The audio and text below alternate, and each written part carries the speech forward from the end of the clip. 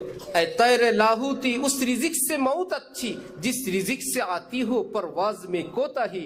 আল্লামা ইকবাল বলেন, হে আল্লাহর দিকে উড়ন্ত পাখি, ওই খাদ্য খাবার থেকে মৃত্যু উত্তম যে খাবারকে তুমি ছিটকে পড়ে যাবে নিচের দিকে। তুমি উঠতেছিলে আল্লাহর দিকে, এক লোকমা খাবার মুখে নিয়ে ছিটকে পড়ে গেলা, বরং লোকমা ছিটকে ফেলো, তুমি আল্লাহর দিকে উঠতে থাকো।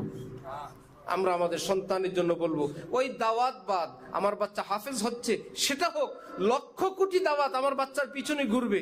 জান্নাতীদের জন্য এক এক বেলায় 70,000 দস্তরখান একজনের জন্য।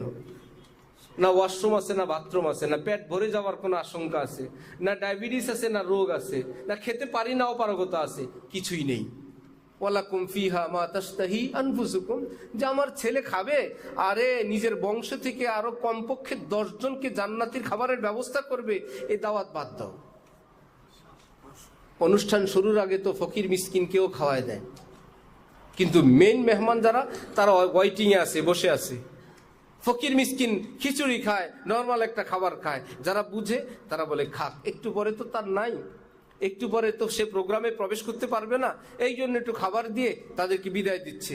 এই পৃথিবীর খাবার, দুনিয়াওয়ালাদের খাবার, হারাম খাবার, কাফের মুশরিকদের গড় বাড়ি অট্টালিকা, আর মুসলমানদেরকে আল্লাহ পাক বলেন ওদেরকে একটু দিলাম, ওরা এখানেই খাক। মেন মেহমানদারি তো আমি আল্লাহ তোমাদের করব, জান্নাতে গেলে করব। এই জন্য নিজের সন্তানকে ওই খাবার খাওয়াবো না যার দ্বারা সেই দাওয়াত নষ্ট হয়, যার দ্বারা আমার আশা ভণ্ডুল হয়। এরকম কোন প্রোগ্রামে আল্লাহর ওয়াস্তে আপনাদের সন্তানকে নিবেন না।